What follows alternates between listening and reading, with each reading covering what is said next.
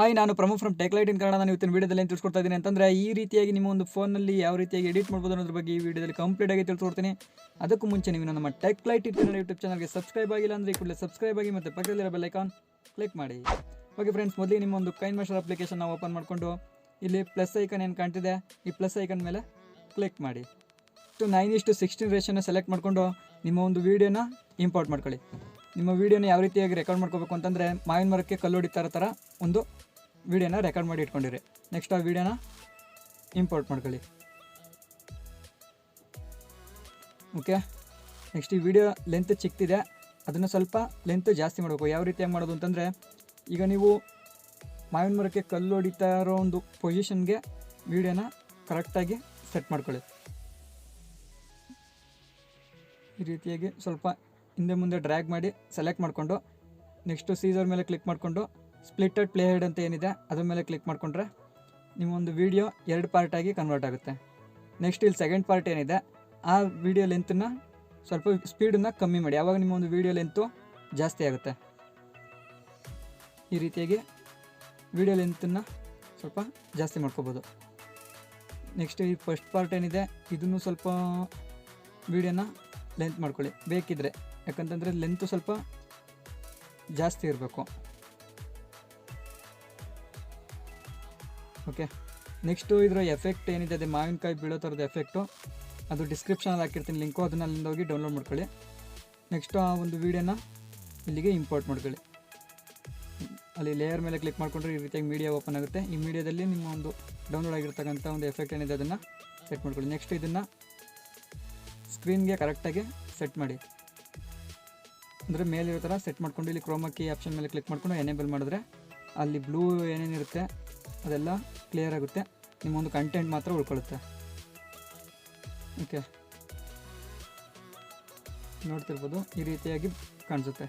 ಇಲ್ಲಿ ನಿಮ್ಮ ಒಂದು ವೀಡಿಯೋ ಪರ್ಫೆಕ್ಟಾಗಿ ಸೆಟ್ ಆಗಿರಲ್ಲ, ಅದನ್ನು ವೀಡಿಯೋನ ಸ್ವಲ್ಪ ಲೆಂತು ಮಾಡೋದ್ರ ಮುಖಾಂತರ ಹಾಗೆ ಜಾಸ್ತಿ ಇರೋದನ್ನು ಸ್ವಲ್ಪ ಕಮ್ಮಿ ಮಾಡೋದ್ರಿಂದ ವೀಡಿಯೋ ಪರ್ಫೆಕ್ಟಾಗಿ ಸೆಟ್ ಆಗುತ್ತೆ. ಯಾವ ರೀತಿ ಅಂದರೆ ಇಲ್ಲಿ ನೋಡ್ತಿರ್ಬೋದು ನೀವು, ಇಲ್ಲಿ ಫಸ್ಟ್ ಪಾರ್ಟ್ ಏನಿದೆ ಅದನ್ನು ಸ್ವಲ್ಪ ಲೆಂತ್ ಮಾಡಿಕೊಂಡು ನೀವು ಕೈ ಬೀಸಿದ ತಕ್ಷಣ ಅದು ಮಾವಿನಕಾಯಿಗೆ ಹೊಡೆದಿರೋ ರೀತಿ ಕಾಣಿಸ್ಬೇಕು, ಆ ರೀತಿ ಒಂದು ಸೆಟ್ ಮಾಡಿ.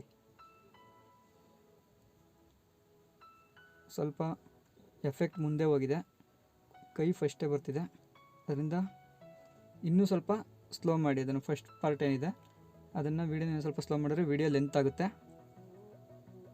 ಆಗ ಎಫೆಕ್ಟ್ಗೆ ಕರೆಕ್ಟಾಗಿ ಮ್ಯಾಚ್ ಆಗೋ ಥರ ಬರುತ್ತೆ. ಈ ರೀತಿ ನೀವು ನಿಧಾನಕ್ಕೆ ಅದು ಪರ್ಫೆಕ್ಟಾಗಿ ಮ್ಯಾಚ್ ಆಗೋ ಥರ ಸ್ವಲ್ಪ ಡ್ರ್ಯಾಗ್ ಮಾಡ್ತಾ ಮಾಡ್ತಾ ಸೆಟ್ ಮಾಡ್ಕೊಳ್ಳಿ. ನೋಡಿ, ಈಗ ಒಂದು ಪರ್ಫೆಕ್ಟಾಗಿ ಸ್ವಲ್ಪ ಕರೆಕ್ಟಾಗಿ ಬಂದಿದೆ.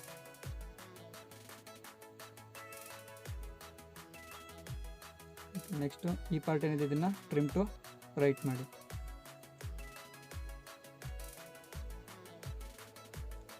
ಒಂದ್ಸಲ ಮತ್ತೆ ವೀಡಿಯೋನ ಪ್ಲೇ ಮಾಡಿ ನೋಡ್ಕೊಳ್ಳಿ. ನೋಡಿ, ಈಗ ಪರ್ಫೆಕ್ಟಾಗಿ ಬಂದಿದೆ ಈ ರೀತಿ.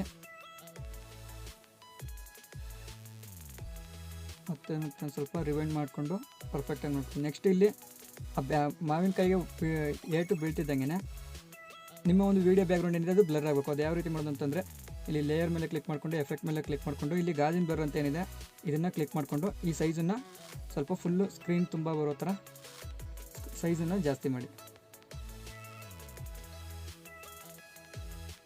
ನೋಡ್ತಿರ್ಬೋದು, ಆ ಎಫೆಕ್ಟನ್ನು ಕೊಟ್ಟರೆ ಈ ರೀತಿ ನಿಮ್ಮ ಒಂದು ವೀಡಿಯೋ ಬ್ಯಾಕ್ಗ್ರೌಂಡು ಬ್ಲರ್ ಆಗುತ್ತೆ. ಅದು ಫ್ರಂಟಲ್ಲಿ ಇರುತ್ತೆ ಬ್ಲರ್ ಆಪ್ಷನ್ನು, ಅದನ್ನು ಬ್ಯಾಕ್ ಮಾಡೋದು ಹೇಗಂತಂದರೆ ಇಲ್ಲಿ 3 ಡಾಟ್ಸ್ ಏನು ಕಾಣ್ತಿದೆ ಆ 3 ಡಾಟ್ಸ್ ಮೇಲೆ ಕ್ಲಿಕ್ ಮಾಡಿಕೊಂಡು ಸೆಂಡ್ ಟು ಬ್ಯಾಕ್ ಮೇಲೆ ಕ್ಲಿಕ್ ಮಾಡಿ.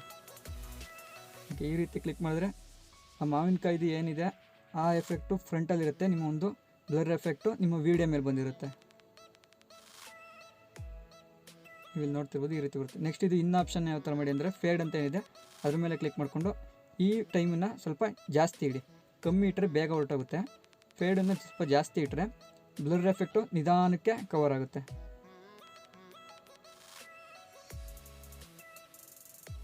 ಸ್ವಲ್ಪ ಬ್ಲರ್ ಎಫೆಕ್ಟ್ನ ಸ್ವಲ್ಪ ಜಾಸ್ತಿ ಇಟ್ಟರೆ ಲೆಂತ್ ವೀಡಿಯೋ ಮುಗಿಯೋವರೆಗೂ ಆ ಬ್ಲರ್ ಎಫೆಕ್ಟ್ ಇರಬೇಕು, ಆ ರೀತಿ ಸ್ವಲ್ಪ ಲೆಂತ್ ಮಾಡಿ. ಅದನ್ನು ಮಾಡೋಣ, ಮತ್ತೊಂದು ಸಲ ವೀಡಿಯೋ ಪ್ಲೇ ಮಾಡಿ ನೋಡೋಣ.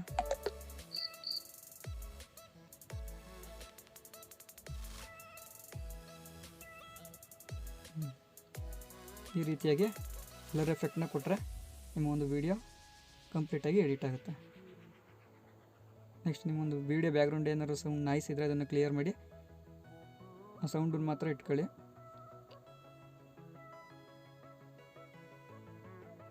ಫೈನಲ್ ಆಗಿ ಒಂದ್ಸಲ ವೀಡಿಯೋನ ಚೆಕ್ ಮಾಡ್ಕೊಳ್ಳಿ. ಓಕೆ, ಪರ್ಫೆಕ್ಟಾಗಿ ಬಂದಿದೆ. ನೆಕ್ಸ್ಟ್ ಇಲ್ಲಿ ಶೇರ್ ಬಟನ್ ಏನು ಕಾಣ್ತಿದೆ ಅದ್ರ ಮೇಲೆ ಕ್ಲಿಕ್ ಮಾಡಿಕೊಂಡು ನಿಮ್ಮ ಒಂದು ವೀಡಿಯೋನ ಹೈ ಕ್ವಾಲಿಟಿನಲ್ಲಿ ಎಕ್ಸ್ಪೋರ್ಟ್ ಮಾಡ್ಕೊಳ್ಳಿ. ಓಕೆ, ಈ ರೀತಿಯಾಗಿ ನಿಮ್ಮೊಂದು ವೀಡಿಯೋನ ನಿಮ್ಮೊಂದು ಗ್ಯಾಲರಿಗೆ ಸೇವ್ ಮಾಡ್ಕೋಬೋದು.